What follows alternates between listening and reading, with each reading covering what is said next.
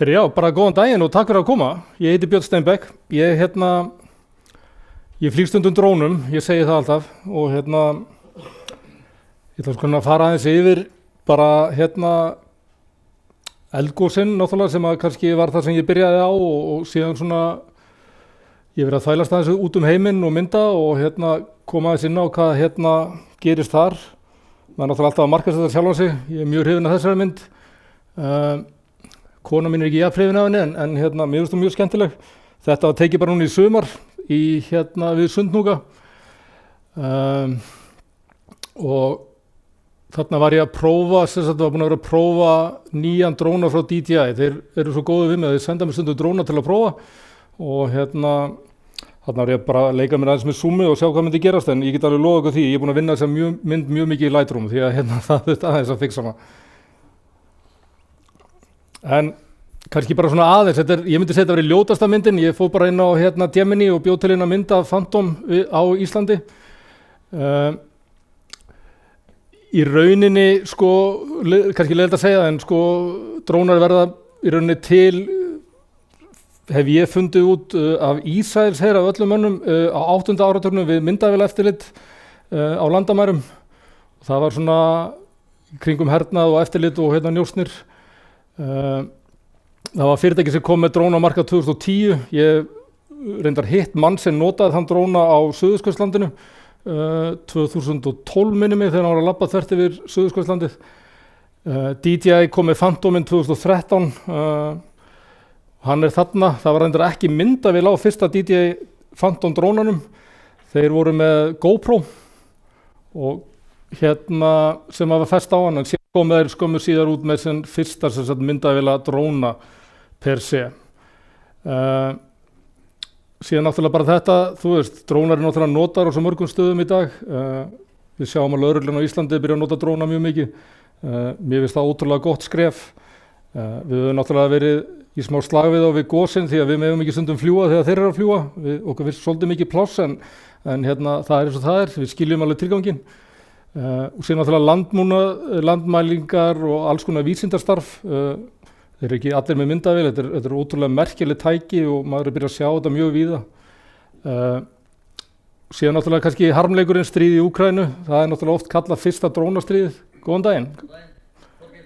Gátt í bæinn. Og það er kannski smá hliðarsaga, ég er búinn að standa í stappi við konuna mína núna í 4 árum að fá að fara til Úkraínu. Mér stóð það til boða að fara þangað og mynda. Ég var búinn að fá New York Times til að kaupa með seríu en það hefur ekki tekist að setjast við matarborðið í Fossvoginum og fá leyfi til að fara. Þannig að það er eins og það er. En mig langaði að fara til Úkraínu því að það eru 2 lönd sem mig langar að fara að mynda, það er semst í Afganistan og í Úkraínu því að mig langar að mynda afleiðingar dróna árása semst á innviði og fólk. Mig langar að mynda hvernig þetta er notað, mér langar að mynda síðan og koma síðan tilbaka þegar þessum hörmungum vonandi líkur einhvern tíðan og sýna svona, breytingarnar og hvað hefur gerst. Og mér finnst þetta mjög áhugavert, ég er búinn að fylgjast mikið með þessu. Við erum að sjá bara venjulega FPV-dróna og Mavic-dróna notaða bara í sprengjuárásum. Þetta er náttúrulega hryllilegt en þetta er mjög athyglisvert. Hryllilegi hlutir eru oft mjög athyglisverðir, því miður.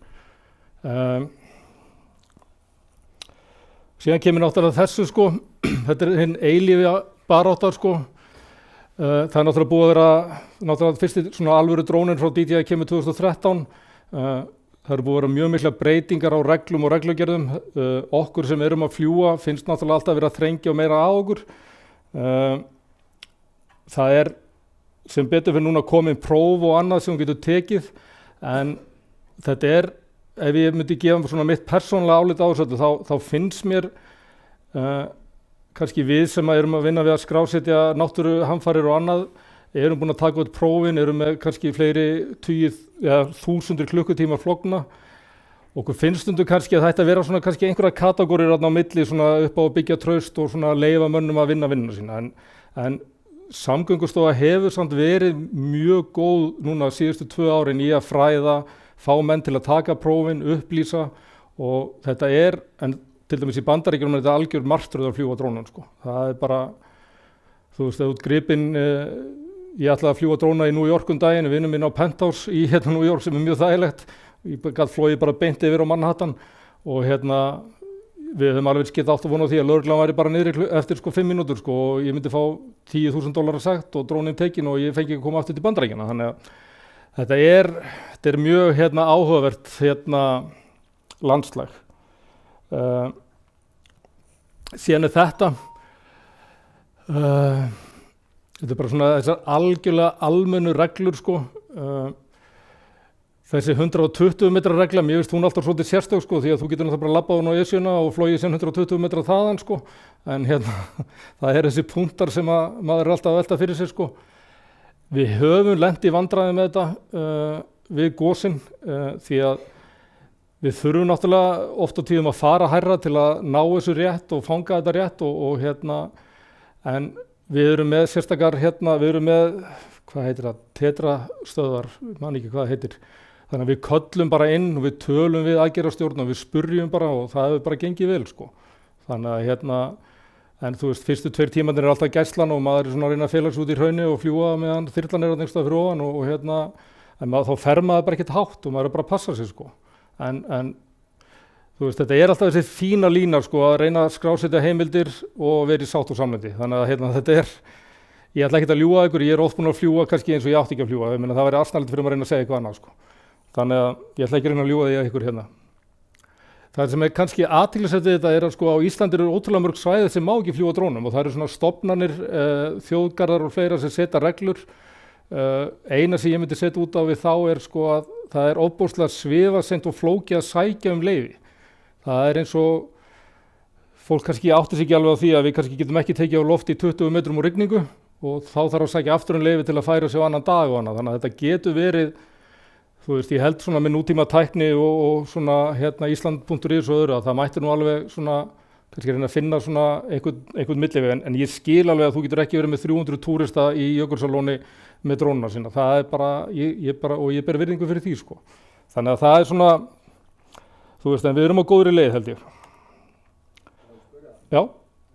Má fljúga dróna inn í hverfi? Þú mátt í rauninni fljúga dróna inn í hverfi. Já, þú mátt það. En síðan ertu alltaf bara með þessa línu þú veist, ég myndi ekki mæla með því þú myndi koma með drónan upp á klósettglugganum hjá mér en þú veist, það þessi lína sem við erum alltaf að velta fyrir okkur En þú mátt náttúrulega ekki fljúga yfir mannsöfni, þú mátt ekki fljúga yfir fólki og íþróttaviðburðum og öðru svoleiðis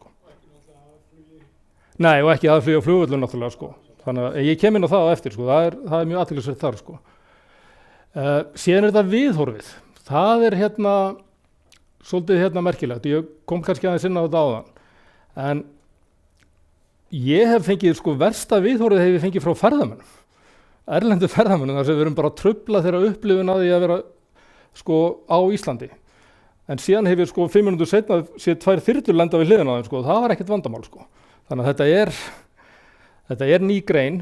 Þú veist, þetta eru komin núna 13 ár síðan þetta byrjaði í rauninni fyrir einhverju alvöru og við skiljum alveg viðhorfið en þetta er bara eitthvað sem að lærist og fólk kannski gútirar betur en ég hef bara þá reglu, ég ekkert að taka á loft í kringu fólk. Ég bara fer á ákveðna staði, ég veit hvað ég get tekið á loft, ég veit hvað ég get lent bara þægilega og ég ekkert svona mikið á þælastanda. Ég hef lent í rifrildi við landverði, það er alveg ég skal alveg viðurkenna það, en ég ber fulla virðingu fyrir hvað þau eru að gera og það er líka bara spurningum okkur sem að fljúga drónum. Við erum ekkert inn á einhverju bílastæðlegi við Skógafoss eða einhverstaðar, þú veist. Við erum einhverstaðar þar sem fólki líður bara vel, við erum ekki fyrir og við erum ekki að trufla. Þannig að síðan kannski bara þessi helstu drónar. Ég ekkert í einhverju sérstöku markastarfi fyrir DJI en þeir eru bara stærstir. Það er einlega bara, ég hef ekki ennþá fundið dróna sem henta mér jafnvel DJI drónarnir og þeir eru bara mismunandi eftir því hvað fólk vil gera. Minna DJI Air og DJI Mini, þeir eru með fínt tracking, Airin er með zoomlinsu, þeir taka upp í góðum gæðum, fyrir einhvern sem þú veist, að hjóla mikið, fara í göngur, eitthvað skilur út í náttúrunni, þá eru þessi 2 drónar alveg meir en nóg til að svona skrásetja sitt daglega líf og gera eitthvað skemmtilegt. Myndagæðin í þeim eru góð, þú getur skotið í rófælum og unnið með efnið og ég mæli alveg eindregið með þeim. Ég notaði DJI Air 3S, ég gerði það, kemur vídeo eftir sem ég gerði fyrir DJI, bara mjög skemmtilegu dróni. Ég nota mest Mavic 4 Pro, ég fekk hann senda núna í mars að prófa og testa og ég er ótrúlega hrifinn á hann. Eina sem ég set út á við DJI mér finnst stundu leiðilegt að vera litgreina vídeo í DJI vídeo sem sagt í logonum þeirra, en þetta bara smekksatriði, en gæðalega séð tekur upp í 6K og með góðar 2 zoomlinsur, 70mm minni með 166, ótrúlega góð gæði, en zoomlinsuna kalla alltaf á það að þú þarft að vinna svolítið efnið í eftirvinnslu. Það bara, að þú vill láta það líta út eins og ég vill láta það líta út. Inspire'n frábær, ég átti eitt svoleiðis í 2 ár, ég seldi hann daginn, einfaldlega ég var búinn að fljúga honum í 36 klukkutíma. Hann óhentugur fyrir það sem ég geri, elska hennan dróna en bara of mikið vesen. Þannig að en ótrúlega skemmtilegu dróni. Og ég kem aðeins betur inn á bara hvað þetta hentar, ég var nú að fara bara yfir það núna sko. Þannig ég kannski með einni slæt of mikið sko. Hann er FreeResin þegar við vorum að prófa hann. Ég myndi segja sko, ef við tökum bara Inspire'n fyrst, þetta dróni sem algjört overkill að eiga í rauninni, ef þú ert ekki að fljúga honum fast í verkefnum tvisvar í mánuði. En hann frábær, þú getur verið með 2 fjárstýringar, einn að fljúga á drónunum, einn sem að sjá á myndatökuna. Batterílífið náttúrulega svolítið lítið, þú ert comfortable með kannski 17-18 mínútur í einhverju fjarlægum. Það frábært að mynda bíla með honum, það ótrúlega gaman, frábært tracking í honum. Ég mynda allt fyrir Toyota með Mavic, trackingi í honum stórkostlegt, alveg stór munur á því. Þannig að en þetta í rauninni bara hvað fólki langar að gera sko. Og það líka annað sem mér finnst alltaf mjög merkilegt með þessa drónar sko. Ég meina, ég á Sony myndavél sem kostar 1 milljón, ég á linsur sem kostar 300.000 eða 400.000, þess að getur að fara og keypti Mavic fyrir 400.000-500.000 sko. Þannig að verðlega séð þetta ekki dýr tæki. Það allan að svona mínu upplifun á því. Og síðan náttúrulega þetta fæ ég oft spurningar sko, hvernig að ferðast með þetta? Og þú mátt alveg ferðast með drónuna hérna, það alveg í góðu lagi. Batteríin náttúrulega vesen, við vorum bara að taka því handfarangur, þetta lithium batteri og við höfum nú séð örugglega einhvers staðar á Facebook og annars staðar síma brenna borð í flugvélum og það bara, þú þarft bara að hafa þetta við hendina. Þegar ég var í Suður-Ameríku og Suðurskautinu þá var ég að ferðast með 18 batteri í handfarangri og það gat verið vesen að flugvallarstarfsmenn myndu treysta mig fyrir því að ég var ekki með eitthvað annað en batteri að núni. Og síðan þetta sko með reglurnar og það eru mismunandi reglur eftir öllum löndum.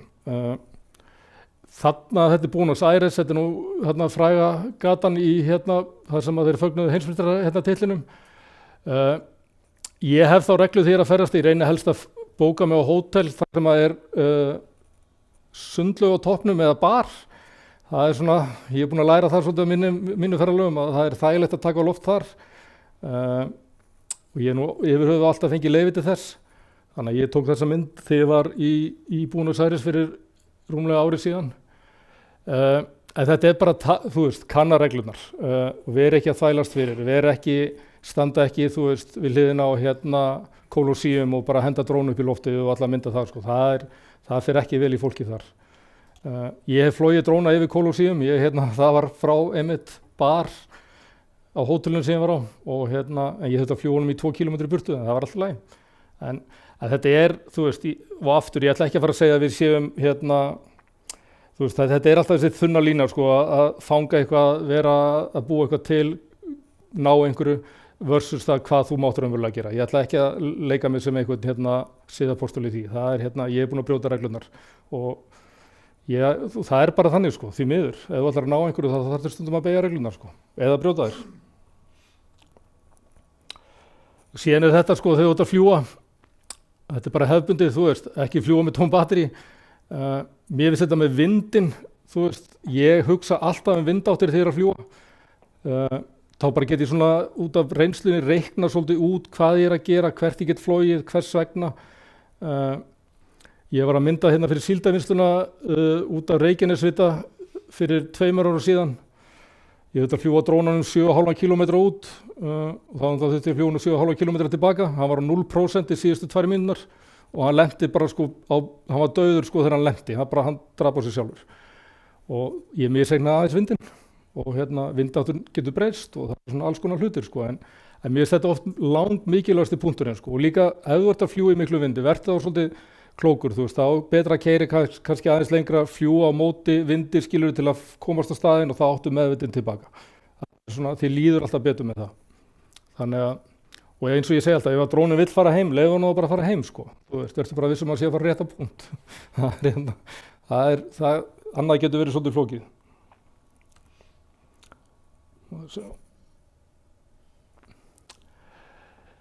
Sko, ég ætlaði aldrei að fljúga drónum sko. Ég var með mann í vinnu við að fljúga drónum, var með framleiða myndefni fyrir Íslandsstofu og Icelandair og fleiri.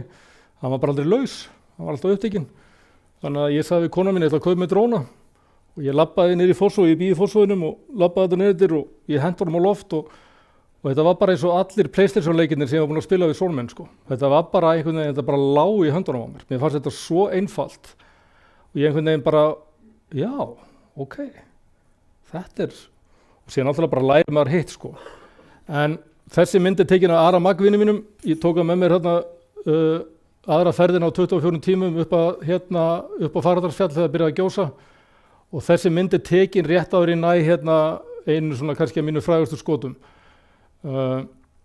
Hliðarsagan í þessu það, ég var búinn að skáta svæðið í svona 2 mánuði á undan, finna leiðir, tala við fólk, vita hvernig ætti að koma okkur upp yfir, hvar væri aðgengi, hvar væri styrst að labba og ég fór inn morguninn eftir að byrja að gjósa með stöð 2, keyrði að stað sem ég var búinn að finna út að geta verið sniður og það reyndi síðan verið þessi kaðallinn frægi sem allir löbbuðu síðan vikurnar á eftir. Við vorum fyrsti til að þramma þar upp, það var mjög áhugavert og með alla myndavélarnar og allt drasli sko og síðan fórum við aftur kvöldið og þá náði ég þessu skoti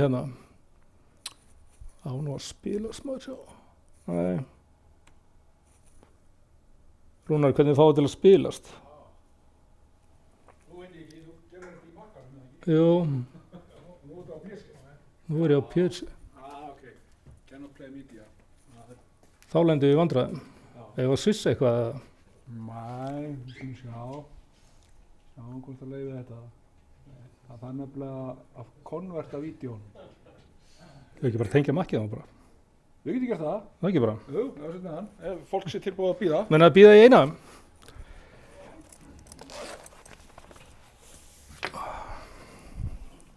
Hvernig tengjartu með þessu?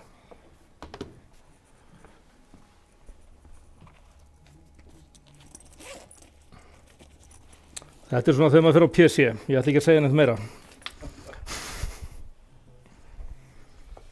Hérna erum við. Hvar er? Já, það bara, fyndu þetta bara í makkanum og svo skiptum við.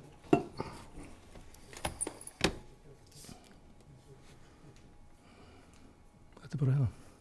Já, það er bara að skipta. Sko, já, HDMI-inn. Okay. Tekur hann bara. Þetta er með audio á þessu líka. Já, ég held að, já, ég er ekki viss. Það skiptir engu máli. Þá tökum við þennan með líka. Við viljum audio þetta. Það er bara að bíða þannig til að poppar þetta upp. Það tekur nokkra sekundur. Já.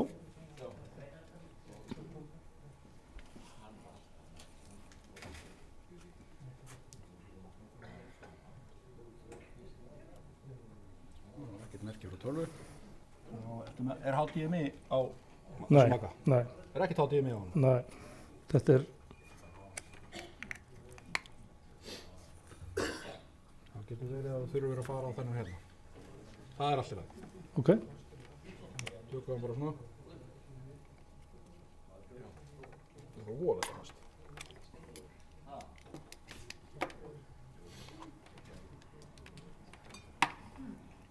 Þetta er miklu stöða. Þetta er allan að það er það. Þarna komum við. Þarna og býðum eftir að skjálum poppi upp. Nú er spurning hversu vel kerfið virkar. Já, þú ætla að velja.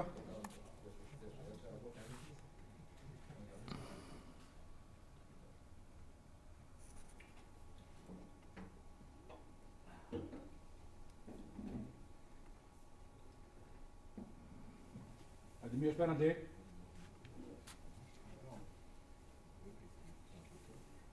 þetta er á hátíðinni hérna. Já. Þetta var nú pínu klúður í okkur. Já, þetta var smá klúður, við afsökum það. Display. Já, kemur ekki með hinn.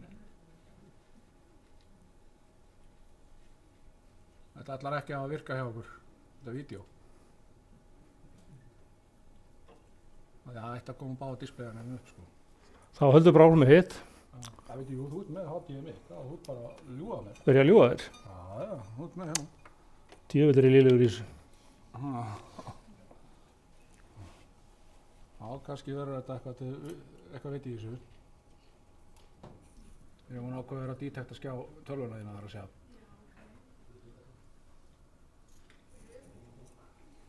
Nei, það kemur ekki. Nei, það gerir ekki. Þá færir okkur bara tilbaka. Já. Ég veist þessu eitt séns. Start movið það hérna. Ok.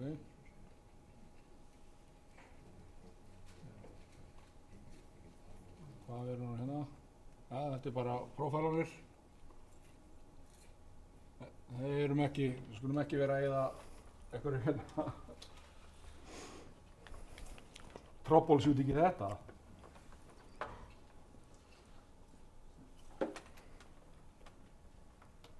Það er sko, ég tók vídeóð út í gær þegar ég var að gera þetta.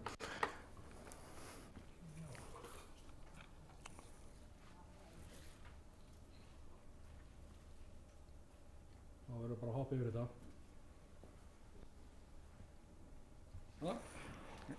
Ég get sagt ykkur frá vídeónu. Já, ég sýnir ykkur bara eftir.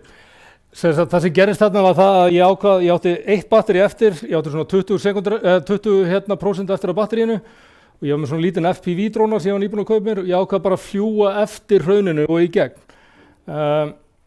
Dettu niður hraunmólið þarna og alls konar læti og mikið dramatík og ég alveg bara leið eins og ég hefði náð bara skoti lífsmins sem reyndir síðan rétt og það er talað það að milljarður manns hafi séð þetta vídeo sem er náttúrulega, þú veist, ég hef alveg verið til að fá eitthvað fyrir það sko, ég náttúrulega fikk ekki krónu fyrir það, en þetta var náttúrulega frábært marketing. Þetta var ótrúlega sérstakur tími þessi fyrstu dagar þarna því að þetta var í rauninni svona fyrsta dróna eldgosið sem að var í rauninni sko út af aðgenginu, út af því hvernig maður gæti fara þarna upp eftir og hvernig maður gæti upplifa þetta og þetta var náttúrulega eins og ég var að tala um þetta áður en við byrjuðum við sumar sem komið aðeins undan, þetta var náttúrulega COVID, það voru samkomu takmarkanir, ég sagði einhvern tíðan í viðtali á Sky að þetta hefði verið svona eins og Disney Volcano og það sem ég meinti með því, þetta var svona eins og Disney garður, fólk var að koma með nesti og kakó, sátu við mismunandi gíga og voru að horfa á þetta var mjög rómantískt og skemmtilegt, en sem áttur ekki að fara í sundið eða í ræktina sko. Og eins og með kaðalinn sem vorum að tala um á það sem allir löpuðu upp sko, þarna voru allir að spritta sig sko, þeir löpuðu inn í búð sko, en síðan gátt allir bara þramma upp fjallið og tekið í kaðalinn sko. Þannig að þetta var náttúrulega mjög áhugaverður tími. Síðan var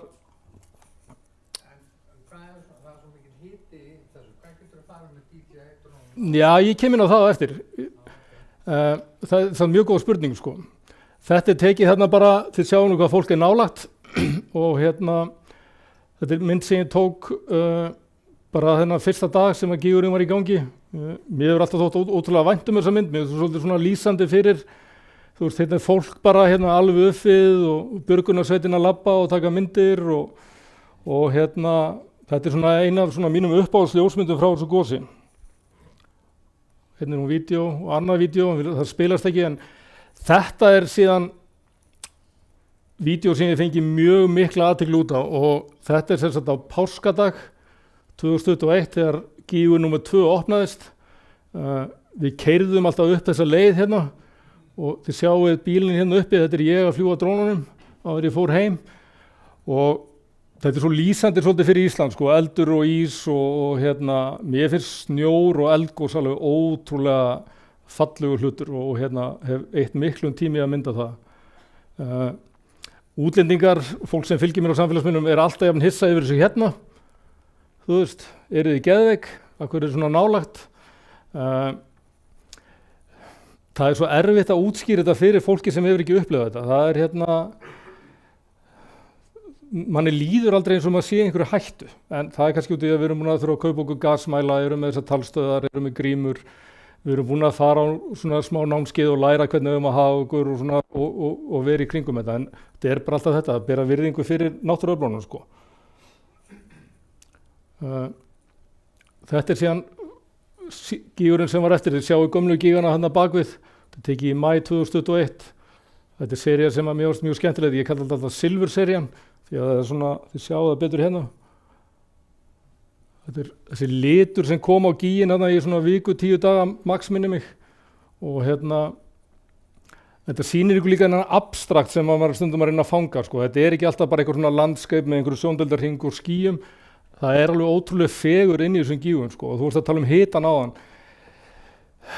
Ég eyðilagði 4 dróna í byrjun, fyrsta árið, en ég hef ekkert eyðilagt neitt síðan. Það ástæði fyrir því, sko, það konur bara þessar zoomlinsur í þessa dróna.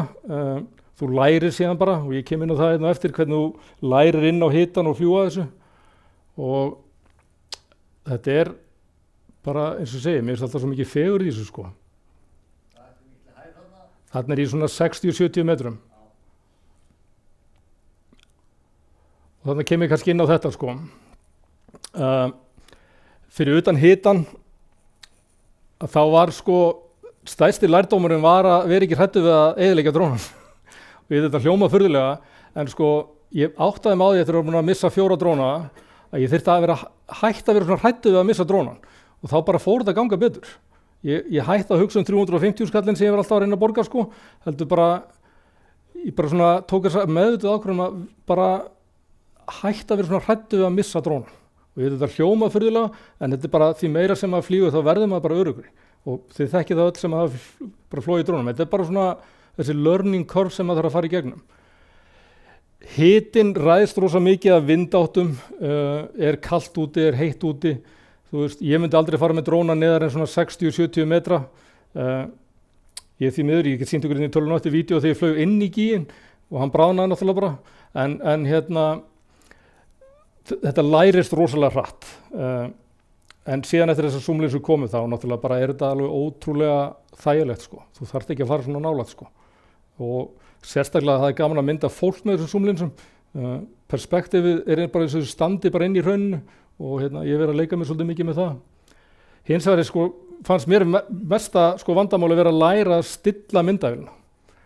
Þú veist, ljósópi, allt þetta sko við að sko, því að náttúrulega þú ert að mynda eld og þetta svo óbúslega sterkt, þetta svo mikið ljós sem kemur og þú veist, ég var alltaf að lendi því að brenna út allt það sem ég langaði að ná.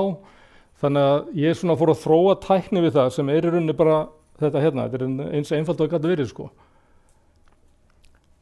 Þetta RAW-fælinn, þetta final version, þetta Grindavík 14. janúar 24 minnir mig, já 24 og ég sá gosið byrja, ég var tilbúinn, ég var í hnéaðgerð 3 dögum á undan og ég hef aldrei tekið það mikið að parkotni í Forte á einum degi, hlaupandi út allt en ég náði þessu. Það getur einhver sagt að býtu voðalega photoshoppar myndina eða mikið. Ég skýt allt efni í kringum eldgosin mjög dökkt. Allar ljósmyndir skýt ég mjög dökkt. Það einfaldlega til að eiga nógu mikið að data inn í myndunum til að vinna með þegar ég að fara að prósessa þær. Þetta bara, leið og með ómikið ljós inn í þetta, þá ertu bara búin að brenna út svo mikið af litum og svo mikið af kontrastum að þetta bara vesen að búa til eitthvað fallegt úr þessu. Ég til dæmis, ég kann ekki á Photoshop, ég nota bara Lightroom Classic, en auðvitað breyti ég myndunum, en ég breyti myndunum út frá svona huglægu mati, þetta svona mín tilfinning hvernig ég upplifði momentið. Og þetta hljóma kannski svolítið furðulega, en þetta kannski bara listamaðurinn í mér. Allt mitt myndefni einhvern veginn bara mín túlkun á þessum degi, þessum momenti, þessum ramma. Þetta eina af mínum uppáhaldsmyndum líka, því að sko, þetta bara svo, sólin var að koma upp í, sko, þarna í suðaustri, eldurinn hann bara alveg fyrir bæinn, mér fannst þetta bara og líka liturinn á reiknum, þetta var alveg bara ótrúlega magnað morgun þó hann hafi haft alveg hörmulegar afleiðingar sko. Og hérna annað, sjáu hérna, þið sjáu næst ekki sko hérna fjallið, skýt þetta mjög dökkt og og þið varu ekkert að horfa á myndina við hliðina og þú veist, þetta ekkert mjög spennandi mynd sko. Það alveg, þú veist, og ég alveg búin að maska hérna reikinn aðeins og ég náttúrulega búin að litgreina aðeins skýin bakvið og himinin, en þessi mynd þarna eins og ég upplifði þetta andartak. Þetta var bara, þarna var ég einhvern veginn, þetta var það sem ég fangaði og en síðan náttúrulega ekkert mál að fara bara með saturation í botn og kontrast í botn og allt það sko, en þetta bara einhvern veginn, þetta svo persónubundið sko. Og við nemum liti öll öðruvísi en hvort annað, þú veist, það svona alls konar variationir í þessu, en þetta sem sagt litli hrútur og sinueldarnir þar. Hér á eftir náttúrulega vídeó sem ég get ekki sýnt ykkur, sýningur á það eftir. Ég gerði 2 beinar útsendingar úr drónum frá Fagradalsfjalli. Vorum bara með stúdíó sem við bara tókum með okkur, rafstöðar og annað. Og í seinna skipti flög ég þarna í 12 tíma á YouTube og drónin var alveg óbúslega illa farin sko. Og það var svo mikið activity í gígnum og mikið hraunrennsli að sko, ég held alltaf að ég væri safe, en sko, það bránaði allt sem við vorum að setja á loft sko. Það var alveg ótrúlega merkilegt sko. Þannig að við ákveðum að taka í drónan og senda hann inn í gíginn í lokinu. Ég sýni ykkur öllum inn á eftir og þá sjáum við hvað gerðist. Aftur, þú veist, maður reyna að fanga eitthvað annað en svona, þú veist, landslag og eitthvað. Mér hefur alltaf þótt mjög vænt þessa mynd því að sko, ég fylgdist með þessu fólki svona 20 mínútur og þau voru algjörlega bara orðlaus. Og þau voru svo hugfangin og ástfangin upp á fjallinu. Og mér hefur alltaf þótt alveg óbúslega vænt þessa mynd því að þetta skemmtilegu kontrast sko. Og aftur þetta tekið með Mavic 3S zoomlinsinu og honum, ég var að prófa hann og mér finnst þetta alltaf mjög skemmtileg mynd sko. Sýnir ykkur að það þú veist, það fullt af svona mótífum og perspektífum sem maður getur gripið við þessi góð sko. Og aftur litlir út úr síðan áðan og það svona smá hliðarsaga sem ég get deilt með ykkur fyrst ég klúraði vídeónum. Við vorum búin að setja upp camp sko 3 dögum áður en gosið byrjaði, 4 dögum. Við vorum lítill hópur af svona creator sem voru búin að koma okkur fyrir ekkert langt frá Keili og vorum bara að bíða, við grilluðum bara þarna og sumir gistu og ég reyndar, þú veist, ég rúmlega 50, ég nefndi ekki að gista upp á fjalli, ég fór bara heim og svaf og kom tilbaka. En kvöldið áður en gaus við Litlarút, þá kom rosalega stór jarðskjálfti hérna heima og það kom í ljós að jarðskjálftin upptökin voru 200 metrum frá fjallinu sem við lágum upp á og vorum að bíða til að myndi byrja að gjósa og við vorum með flight casein okkar og draslir fljúandi niður hlíðina og allt saman sko. Ég man alltaf eftir, kona mér hringdi í mig svona mínútu eftir þetta gerði sko og bara hvað í gangi, fannstu jarðskjálftin? Bara nei, þetta var mjög lítið, þetta ekkert máli sko, ég kem heim á eftir. Þú veist, en þú veist, það búið að vera ótrúlega ævintýr í kringum þetta og síðan vorum við sáum gosið byrja. Við náðum bara byrjunin á gosinu og það var ótrúlega gaman sko. Það var fyrst skipti sem við erum akkurat bara on site þegar þetta byrjar sko. Og síðan þetta bara aftur abstraktinn, þú veist, fegurinn í þessu. Þetta bara tekið beint niður í gíginn við hliðina á gígnum við Litlarút. Þetta frá opnunarslætinu, þetta 18. desember. Það var náttúrulega allt rautt, það var allt rautt í sko Reykjavík, allstaðar á suðvesturhorninu og þetta daginn eftir, sjáu hvað þetta fljótt að breytast og þarna Svartsengi bakvið og þessi litlu gígar sem voru eftir, síðan var þetta bara búið 2 dögum seinna sko. Þetta í febrúar 2024 þegar vatnsleiðslan fór í sundur. Þarna vorum við komnir bara rétt áður en byrjaði og vorum byrjar að fljúga. Sýnir aftur þessi ótrúlega liti sem verða til í þessu og aftur Grindavík frá öðru sjónarhorni. Ég held að þessi stóra Skógfell sem þarna við hliðina á hægra megin. Þetta í maí 2024 þegar gaus þá, mjög stutt. Ég var mættur, sá þetta byrjaði að mynda og var komið sérna að horfa á Val Grindavík í körfunni með sinni mínum 5 tímum setna. Það var mjög skemmtilegu dagur. Maður alltaf með smá marketing, ég vinn svo mikið með Toyota. Þetta svona eina af þessum fríðindum sem við höfum verið að stunda þetta mikið. Við fáum svona ákveðið aðgengi og þessi mynd til dæmis hefði aldrei verið hægt að taka nema með telefóturlinsunni á maðveiknum.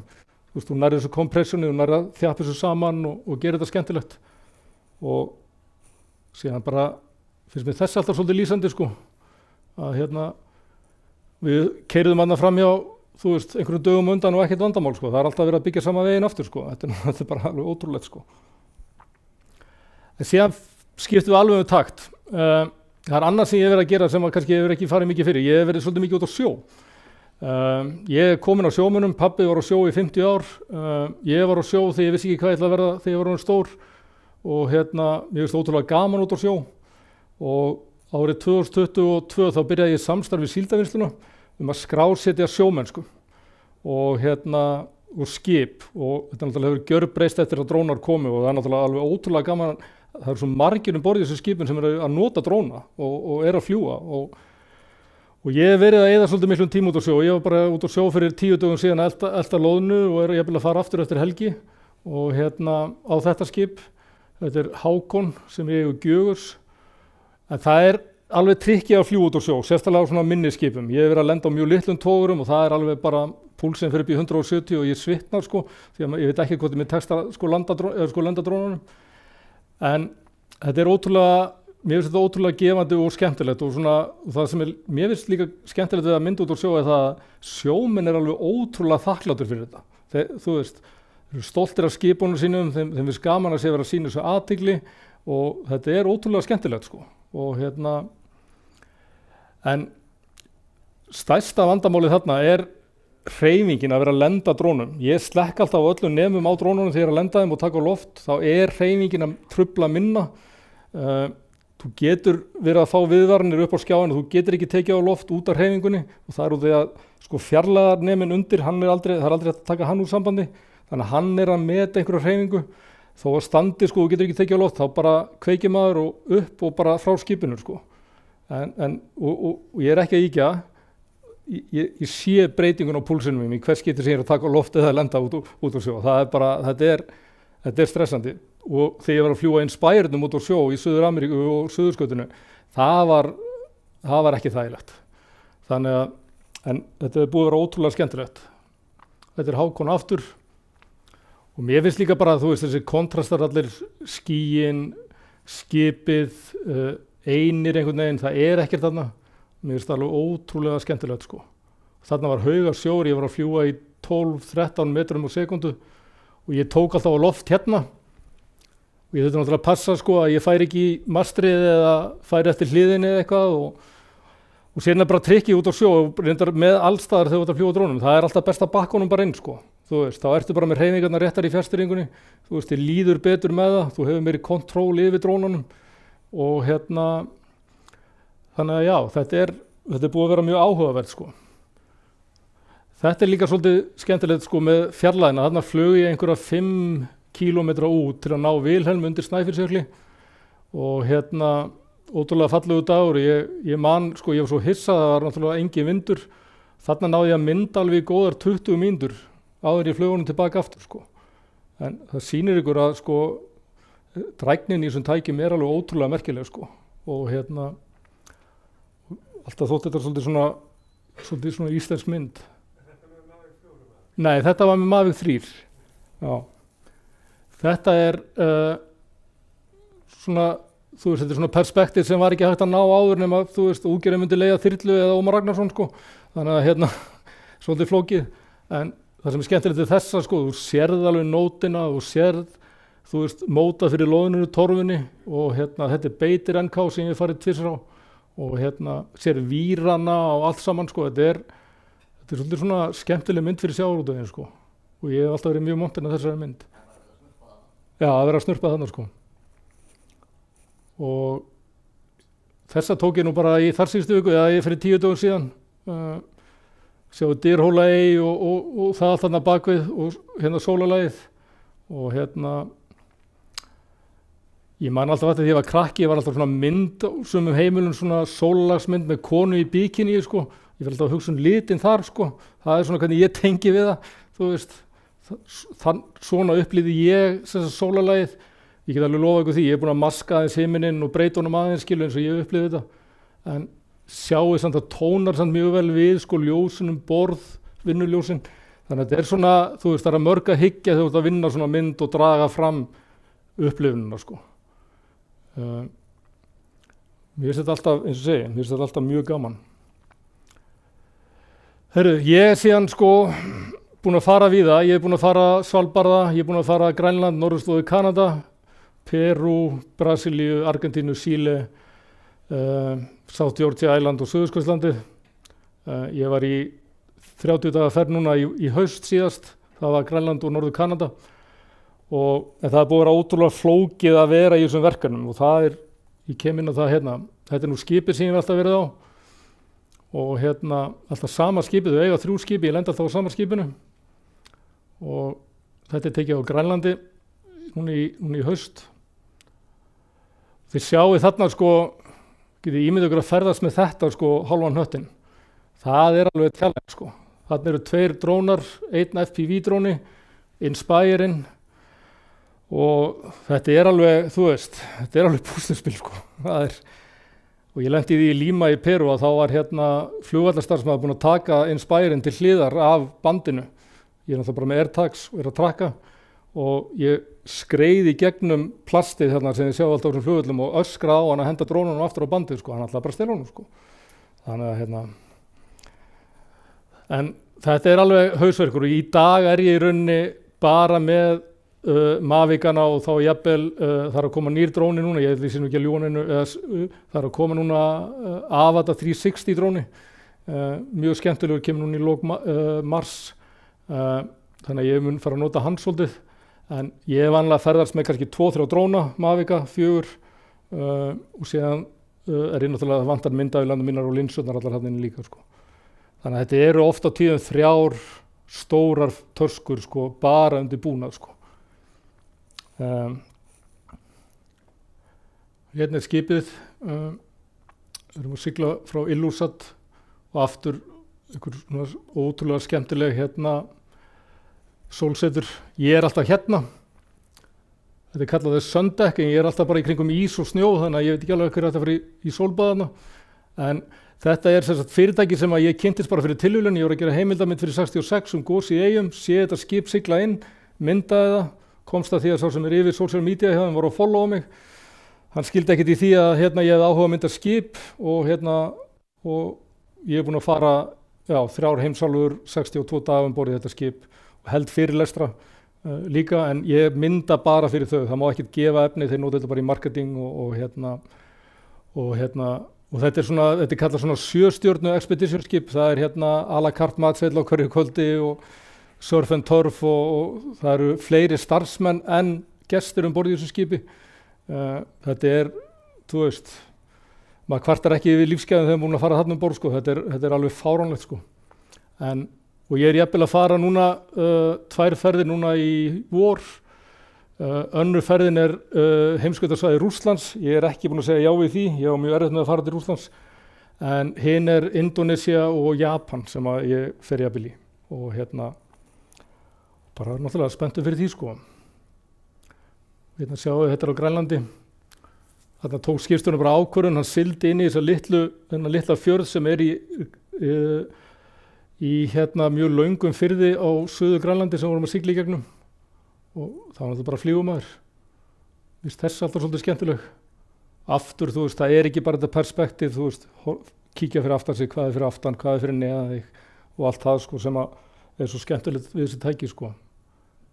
Við sjáum líka skalan á þessu, sko. Þarna ég örugglega í svona 200 metrum, 250 metrum allavega, alveg pottþétt, sko. Það hins vegar massa vesen að vera að mynda á þessum slóðum og það út af því að, hvernig get ég orðað það svona pent, það eru svo ofboðslega margar reglur. Sem sagt, það eitt ráðuneyti í Kanada sem að sér þjóðgarða og dýralíf og alls konar svoleiðis málefni. Þú má til dæmis ekki fljúga dróna nær en 300 metrum yfir hval, en þú mátt sigla sko fleiri 1000 tonna skemmtiferðaskipi 10 metra fram hjá hvalnum. Þú veist, það er alveg ofboðslega flókið regluverk í kringum þetta, og það sem flækir þetta ennþá meira er það að skipafélögin er undir mjög ströngum kvöðum með að fara eftir reglum, þannig að það er búið að vera ótrúlegu línudar sem borði í skipunum við leiðangurstjóra, við skipstjórnarindar hafa alltaf verið frábærir, en leiðangurstjórarnir í þessum skipum eru ofboðslega stressaðir yfir því hvað þú ert að mynda og hvernig þú ert að gera það. En það sem er kaldhæðnislegt við þetta, sko, ströngustu reglunar hafa verið settar af skipafélögunum sjálfum, samtökunum þeirra, og þetta er orðið eiginlega bara, það er orðið mjög flókið að vinna vinnuna sína borði í þessum expeditionskipum, og það er bara sannleikurinn, sko. Til dæmis var bara að koma núna fyrir 2 vikur síðan að stærsta tryggingafélagið sem tryggir þessi skip var að gefa þá reglu út að hér eftir mætti bara crew members fljúga drónum borði í skipunum. Þannig að sko, ég neita að taka einhver crew members próf eða eitthvað svoleiðis, sko, þannig að það er að finna einhverja leiðir fyrir mig til að mæta. Þú veist, það er ég að láta onboard ljósmyndarna fá dróna minn, hann hendur honum upp í loft og síðan tek ég myndirnar og hann lendur honum. Þú veist, ótrúlega flókið. Þessa mynd, þetta er þetta er Birna með börnin sín 2 að borða selfræ, og þetta er allt skotið með zoomlinsu. Staðareglur frumbyggja í Norður Kanada er þannig að þú mátt fara alltaf 100 metrum upp að bjarndýrinu eða það þú byrjar að trufla það. Síðan tekur reglurnar frá Kanadastjórn og þá máttu þetta vera 500 metra frá. Þannig að það er alveg ofboðslega mörg lög af alls konar reglum og reglugerðum sem það er erfitt að átta sig á, sko. Herru, nú spilaðist það.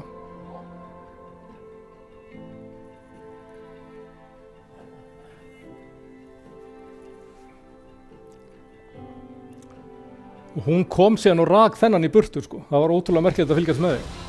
Og hann synti síðan bara eitthvað út og kom tilbaka, sko.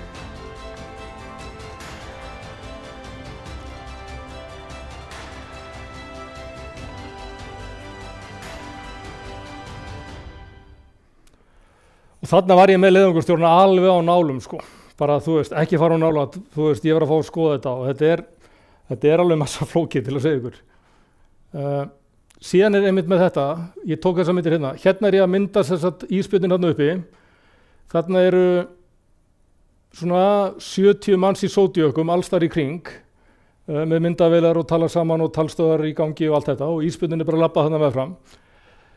Ég tók síðan þessa mynd í rauninni sömu fjarlægð með 166 mm linsunni á maðurinn, og ég hef örugglega samt zoomað verulega vel inn og ég er alltaf búin að vinna myndina svolítið. Það var allt vitlaust yfir þessari mynd, sko. Já, og það er bara því að einn borð, sko, bara skildi þetta ekki og þekkir ekki tæknina, og en ég var í sömu fjarlægð og bátarnir eru í. Þannig að, sko, það er í lagi að fara með fullt af túristum og báta og Zodiaca og allt það upp að ísbyrnunum. Síðan kemur helvítis dróninn, sko. Það er vandamál, sko. Þannig að þið heyrið, sko, þetta er alveg óbóðslega fín lína þegar maður er að vinna við þessa aðstæður, sko. Og ég get alveg lofa ykkur því að kona mín hefur fengið WhatsApp-síntöl þar sem ég brjálaðar inn í klefa, sko, bara, þú veist, mér langar heim, sko. Bara eins og lítið barn á Reykjum. En þetta er bara, þetta er, haldarnir þetta sé rosa glamurus og einfalt og svona, en það er alveg óbóðslega strangar reglur um þetta. Þannig að þetta var mjög áhugavert moment, sko. Þessi mynd, ég sett hann inn því að það hefði ekki verið hægt að taka þessa mynd öðruvís en með Inspire 3. Þetta var síðasta kvöldið okkar, komið norðurljós, ég hent honum út og þið sjáuð meira að segja fólkið hérna upp á ennþá. Sjáuð meira að segja litin inn í brúnni, sko. Þetta hefði ég aldrei getað tekið á Mavic 4. Og það er bara út af að gimballinn er svo góður á Inspirenum, hann er svo smooth, og það sem er merkilegt er, sko, skipið þið sjáuð, það er pínu svona distortion í þessu, sko, en það er út af að skipið er að hreyfast örlítið á meðan ljósopið er opið. Þannig að þetta er svona pínu trikki. En við náðum norðurljósunum. Þetta er outpost, nyrsta outpost Hudson Bay félagsins í Norður Kanada, búið að var starfrækt í 5 ár eftir seinna stríð, þarna erum við að sigla. Þarna þurfti ég að taka loft af þyrlupallinum og lenda þar, mjög þægilegt að vera svona skipið með þyrlupall. Þannig að síðan fór ég á Suðurskautslandið, sama þar, óbúslega mikið af flóknum reglum. Þetta Elephant Island, þar sem að Shackleton mennirnir biðu eftir honum og hann sigldi frá. Og ótrúlega skemmtilegur staður.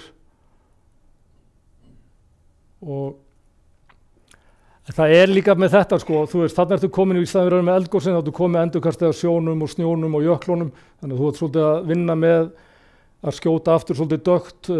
Það eru til alls konar filterar, mér bara finnst þeir ekki virka nógu vel.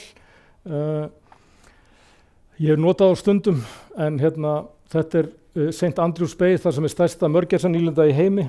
Þetta á South Georgia Island, sem einn af mínum uppáhaldsstöðum í heiminum. 10 sinnum merkilegri finnst mér en Suðurskautslandið. Og aftur sjáu hérna hvað ég að gera, ég skýt þetta mjög dögt, bara sem reference og og síðan vinn ég þetta eftir á, sko. Má fara land þarna og kíkja á hótelsin? Já, við fórum í land á Suðurskautslandinu, sko. Það alveg í lagi, en það mega bara 50 manns fara í einu. Það einhver regla. Og ef þú ert skemmtiferðaskipið meira en 400 farþega þá máttu ekki hleypa fólk í land. Þannig að við erum stóra útgáfan á henni. Mér finnst alltaf, ég elska mörgæsir. Meina, hver elskar ekki mörgæsir?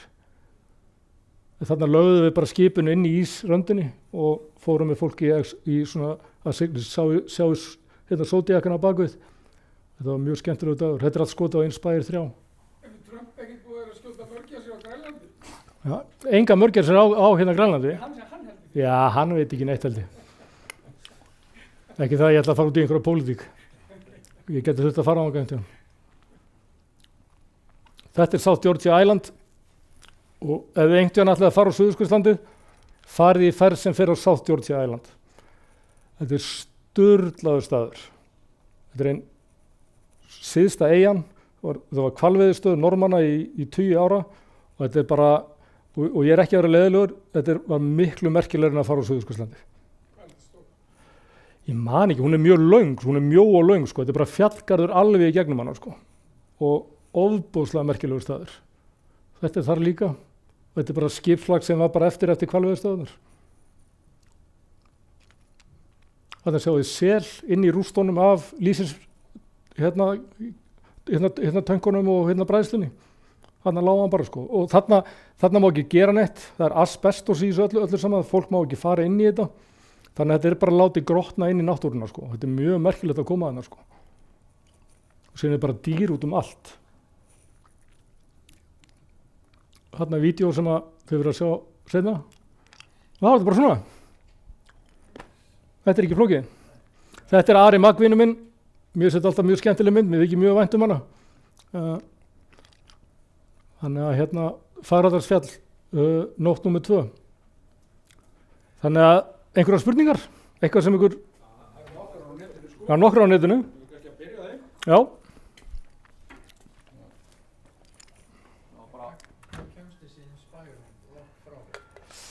Ég hef alveg flogið honum 3-4 kilometra frá mér, sko, en þá bara í mjög stuttan tíma, sko.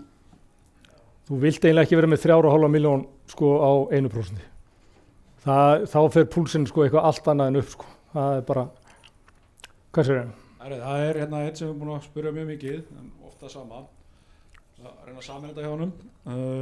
Hann að spyrja hvort þú fljúir oft þar sem þú sérði ekki drónan. Og í leiðinni hvort það sé bannað. Þetta einhverju á samgöngustofu? Já, ég veit það ekki. Og síðan hvort þú sért að nýta 4G, 5G á þessum drónum? Nei, ég nota ekkert 4G, 5G nema bara þegar ég logga mig inn í akkánti minn, sko. Já. En ég er alltaf með clear line of sight, ég flýg aldrei bak við fjöll eða eitthvað svoleiðis, sko. Nei, okay. Það ger ég aldrei. Og svo spyr hann út í alls konar úrkomur, snjókomu, köldu veðri. Ég flýg í rigningu og snjókomu ef ég þarf þess, sko. Og þarf þess? Já, það er, þú bara tekur batteri úr og þurrkar drónan og það er alveg ótrúlega hvað er, en sko vandamál er náttúrulega bara, þú fær snjókomu og rigningu á linsuna, sko, þannig að þú raunin, ef þú ert að mynda snjó og sérstaklega snjó, þá ertu raunin alltaf að fljúga aftur á bak. Já, og svo spyr hann við vitum svo sem svarið þessu hvort að setja fljúga upp á Esjun og Heklu, það er nú væntanlega hægt með réttum dróna, eða ekki? Já. En þú mátt náttúrulega aldrei fara upp fyrir 120 metra. Já, og svo spyr hann, einhverju drónar sem eru þá með 4G eða 5G kortum? Nei, ég ekki viss það, en þú getur náttúrulega tengt fjárstýringarnar, sko. Já, þú getur tengt þær, það er hægt að setja 4G þær. Þú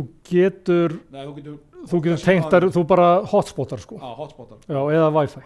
Og svo spurt líka út í vind og hvort þú sért notar eitthvað sérstaklega aðferð við að þurrka drónana eftir rigningu. Ég setja bara, tek batteri úr og setja hann á ofnum, sko. Eða bara á gólfið í bílnum og setja miðstöðin í botn, sko. Okay. Það er eiginlega bara leiðin, sko. Þurrka mesta bleituna á honum en í vind er þetta bara, þú veist, ég flói dróna í 15 metrum á sekundu, sko. Ég mæli ekki með því, en þú veist, ef maður þarf að fljúga, þá fljúgum maður, sko. Maður hugsa minna það hvað gerist á eftir, sko. Það bara svolítið línan. Þá erum við búin að reynsa spurningarnar hérna á netinu, en hann tekur fram að hann ekki að vinna hjá Samkeppnisstofu, hann sé einstaklingur. Maður veit aldrei. En þið eruð með einhverjar spurningar? Kannski nota bara þennan, svo það heyrir á netinu. Varðandi research to home. Já. Regnast þessa drónin ekki með mótvind? Jú, sko. Gefur mann alltaf upp? Já, þegar þú ert að fljúga í mótvind, þá hann alltaf, hann finnur fyrir því, hann detektar vindin, sko.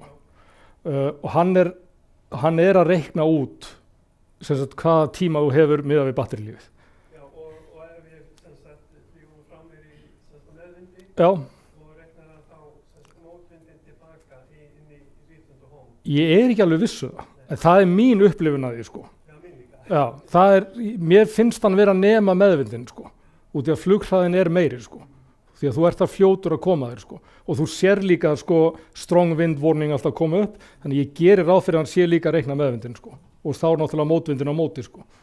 En þetta er samt líka góður punktur eins út á sjó. Þú getur náttúrulega í maðurveiknum, og ég held að sé hinnum líka, þú getur uppfært heimapunktið miðað við kontrólerinn.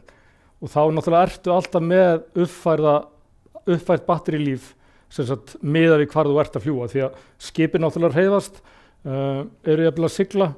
Eitt skipstjórinn daginn gleymdi að láta mig vita að hann var að fara að stíma yfir á flotanum og ég var að fljúga og ég er ekki að fara að ná hann tilbaka, sko.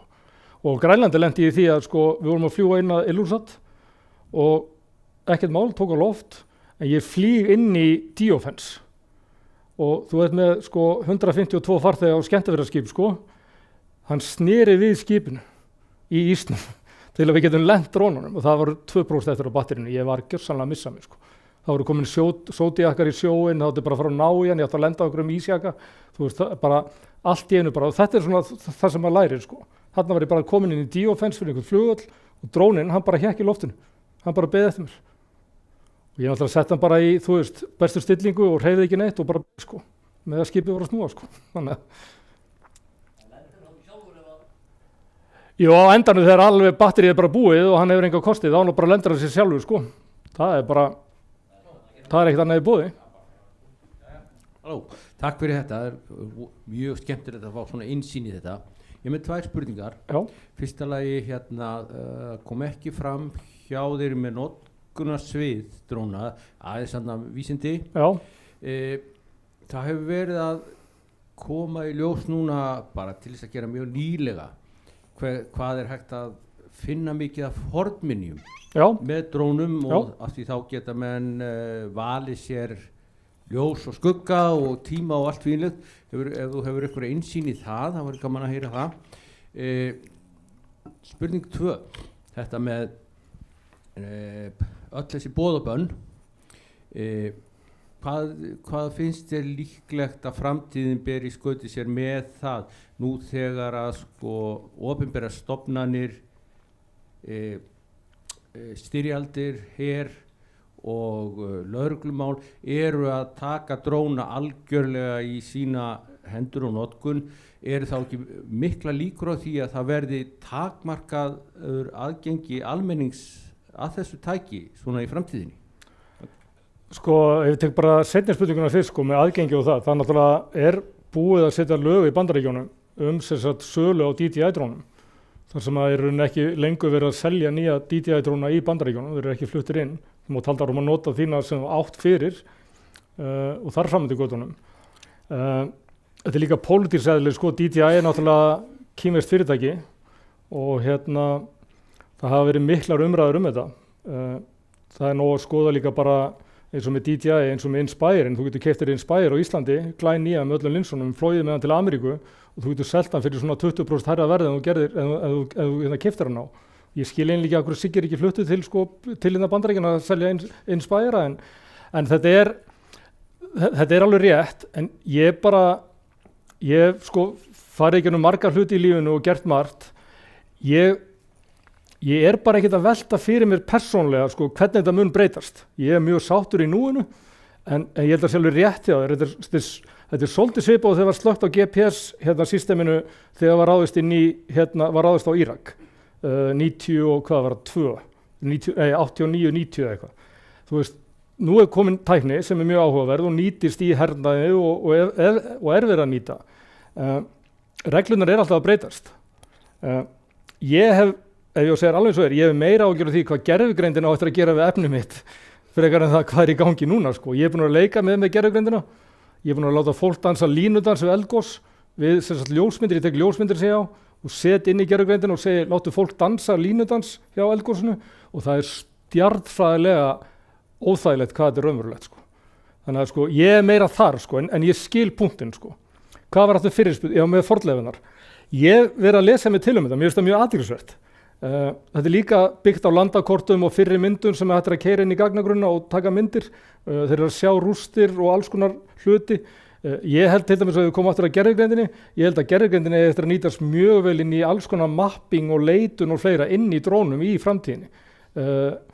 Færa upplýsingar inn, hæðarpunta á alls konar hluti sem hægt að taka gögn sem eru til, vinna úr þeim, alls konar upplýsingar og drónarnir munu nýtast í það sko. Sagnfræði, heimildir og annað sko. En mögulegnir eru endalausi. Ég held að sé alltaf bara mannskepnan sem svolítið stýri því sko. Gjörðu svo vel. Takk. Herru, ég bara velta aðalega út að fljúga þetta heima. Já. Því að þú ert náttúrulega oft á svona stöðum sem eru vinsælir ferðamannastaðir og eitthvað svoleiðis, kannski ekki á háanna tíma en annað. Nei. Ertu að nota Flight Radar, Safe Sky, eitthvað svoleiðis? Ég nota Flight Radar. Ég hef vanið mig á það. Og það er líka bara, þú veist, ég segi það bara alltaf mjög hreinskilið sko. Ef að Jón Jónsson myndi fljúga dróna í hausinu á einhverju ferðamanni, þá er það ekkert rosalega mikið mál. Ef að ég myndi fljúga dróna í hausinu á einhverju ferðamanni, þá er það djefa fyrirsögn. Þú veist, það er bara raunveruleikinn þegar þú ert svolítið þekktur fyrir það sem þú ert að gera. Það fylgir því ábyrgð að vera kannski að gera mikið af þessu. Og Flight Radar er mjög þægilegt upp á þetta að gera sko. En það er líka eins og ég hef oft sagt við þá niður í samgöngustofu sem að, eins og segi, ég bara hrósaði fyrir, þú veist, þeir eru þarna tveir sem eru búin að vinna mjög góða vinnu núna í að bara upplýsa og fá fólk til að vera meðvitað þetta. Að sko, eins og við gósin, við græðum ekkert á því að gera einhverja vitleysu sko. Þú veist, við græðum ekkert á því að fara ekki eftir tilmælum lögreglunar eða sko gæslunar eða annað. Þú veist, þá erum við bara búin að missa þau forréttindi sem við erum búin að vinna okkur inn sko. Og þá er bara passinn tekin á okkur og við fáum ekki að koma aftur sko. Þannig að það vantar samt stundum þennan link sko að, þú veist, til dæmis þegar Grindavík, eftir jarðskjálftann í Grindavík, ég náttúrulega var síðasti maðurinn út úr Grindavík 10. nóvember. Ég fór 6:30 morgunin. Hann Jón minni mig, yfirlögregluþjónn þar, hann gaf mér leyfi til að keyra út að vita og bíða. Og ég fæ símtal 6:30 morgunin frá stöðu 2 bara, heyrðu, nú er lögreglan að fara út úr bænum, þú verður að fara núna. Og ég blótaði samt og ösku að ég verið að náfram því að það geti að mynda afleiðingarnar. En ég var inn í bænum alla nóttina. Síðan komum við tilbaka í fjölmiðlaferðina frægur sem alltaf var vitlaust yfir því að það bara var verið að ritstýra fréttum af lögreglustjórunum á Suðurnesjum. Og það er starfsmaður RÚV sem ákveður að henda dróna upp í lofti þó að vera algjört drónabann. Og ég gleymir aldrei, ég sat inn í björgunarsveitabíl, og 2 aftur í og 2 björgunarsveitamenn og þá allt inni kemur í stöðina. Hvar er helvítið hann Björn Steinbeck, er hann að fljúga drónunum? Þú veist, ég var bara með myndavél sko. En þú veist, kemur aftur að hitt sem ég var að segja, ef ég flýg dróna í hausinn á ferðamanni skilju, þá var það vesinn sko. Þannig að þetta er alveg sko, þetta er búið að vera mjög áhugaverður tímið þarna sko. Og og ég held líka bara að það verður gott að þetta verður vonandi búið á endanum að fólk setjast niður og bara taki reynsluna og læra af henni og því að við erum náttúrulega bara að skrá heimildir. Ég meina ímyndað ykkur þegar öll séð myndefni frá Vestmannaeyjum í gósunni þar. Öll séð Ómar Ragnarsson lenda og þú veist það er til alveg ótrúlega mikið af flottum heimildum það. Sama verður upp á teiningnum með þetta allt saman eftir 30-40 ár sko. Þetta verður mikilvægt efni í sögu Íslands. En þá þarf maður að fá smá svona, allan að okkur finnst nokkrum við séum búin að vinna okkur allan einn trausti fyrir því sko. Þannig að, eitthvað meira? Djúli góður, það eru svo fáið spurningar. Þetta nú frekar flott. Já. Þú ert að fara út á sjó. Já. Og landris í Svartsengi alveg komið í topp. Ég búin að missa einu gósi. Og það var ekki gott. Þá var ég á Falklandseyjum og ég var brjálaður. Ég skal alveg viðurkenna það. Og ég er örugglega ástæðan fyrir því að það er að uppfæra netþjónuna hjá Veðurstofunni því að ég fer að inn náttúrulega svona 100 sinnum á dag að tékka á gögnunum. Kona mín er alveg búin að fá nóg af þessu sko. En þetta er pínu sjálfskapavíti sko. Þegar þú ert búin að fara og gera þetta, eins og við erum kannski 1 eða 2 sem eru búin að skrásetja svona mikið, að þá verður þetta rauninni bara pínu samfélagsþjónusta. Ég fæ ekkert fyrir þetta.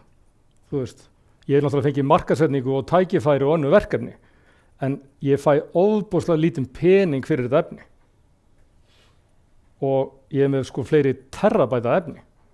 En þetta er orðið svona pínu samfélagsverkefni á mér. Ég byrjaði á þessu og ég er bara svona gaur sko, ef þú byrjar á einhverju þá klárar það sko.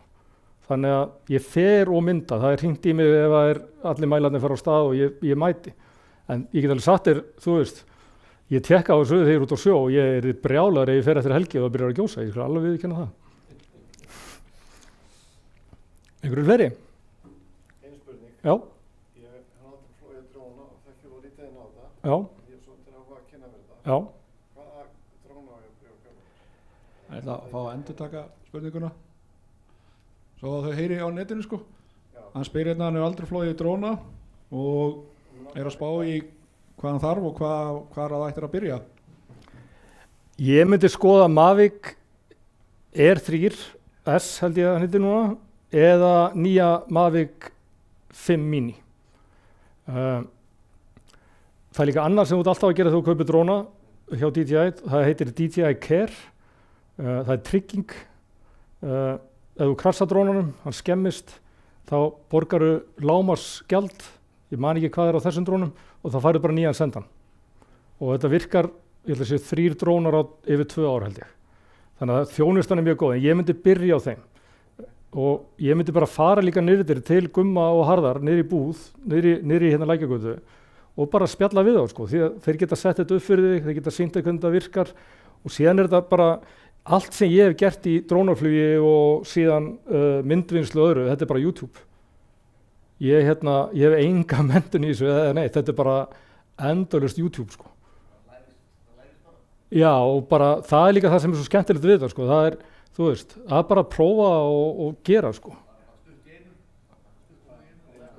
Já. Spurningana, hvort myndir þú mæla með að nota gleraugun eða skjáin? Sko, að nota gleraugu versus skjáin, sko, í rauninni ég nota aldrei gleraugu nema bara í FPV drónum. Mér finnst bara fjarstýringin bara, þú veist, annað með gleraugun sko, eins og með FPV drónuna, þú veist, þú verður svolítið svona orienterað, þú veist, þú verður svona pínu sjóveikur sko, þú er búin að fljúga það lengi. Og það er miklu hentura fyrir FPV drónuna og það sem er í gangi þar sko. Þannig að ég nota aldrei gleraugu og hef aldrei notað bara með venjulegu drónuna sko. Það er bara já, skjárin alveg og sérstaklega á Mavic 4 Pro, fjarstýringin honum er alveg frábær sko. Það er bara skjárin er óbúrslega góður og getur snúið honum, sem getur líka bara snúið skjánum í vertikal og þá mynda drónin í vertikal. Og mjög þægilegt sko. Þannig að mæli eindregið með því. Mér finnst það eins og svona myndefna drónar og svo eldi drónar, þetta er allt. Já, FPV drónar versus venjulegu drónar, það er FPV stendur sko first person view, minni mig. Já, first person view. Og þetta er bara allt önnur eðlisfræði, hvernig þú flýgur þeim, hreyfingarnar í þeim, allt öðruvísi sko remote control, þú veist, hvernig þú stýrir honum, og þá ertu með þetta sko eins og sért bara dífaði niður og það allt saman sko versus venjulegu drónuna sem eru bara standard 24 mm myndavél framan á helsta og fljúa hægar. Ég reyndar flýgstundum Mavic 4 Pro í sportmód að trakka bíla. Ég náði nú alveg upp í 90 plus kilometra hraða og býða á til smá svona effekt út úr því sko. En það ekki gott að vera í sportmód þegar þú gleymir því að það klettur bakvið og hann krafsar. Þannig að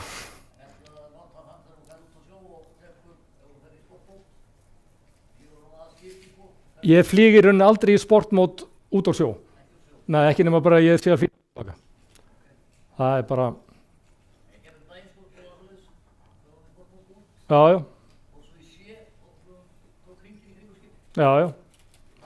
Já.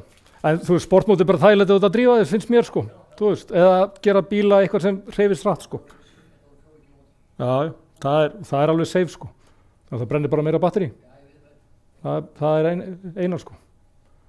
Þannig að ég allan að þetta var mjög gaman fyrir mig. Mér alltaf gaman að tala við fólk. Ég svona, kona mín kallaði mig, segir að ég sé svolítið páfagaukur. Ég meina, ég í bleiku og finnst gaman að tala og hlusta sjálf á mig tala en ég ætla að vona bara að þið skiljið líka sko, þetta ofboðslega mikið að fara bara og prófa og fyrir mér sko drónin líka svona ákveðin bara hugleiðsla fyrir mér. Ég fyrir svona hálfgerðan trans, ég alveg dett bara út og ég veit ekki af stað og stund og bara ég einhvern veginn bara hverf inn í þetta og fyrir mér þetta bara, þú veist, bara ótrúlega forréttindi að hafa fengið að gera það sem ég gert síðustu árin, sérstaklega kemur á góðsónum og síðan þessi ferðalög sko.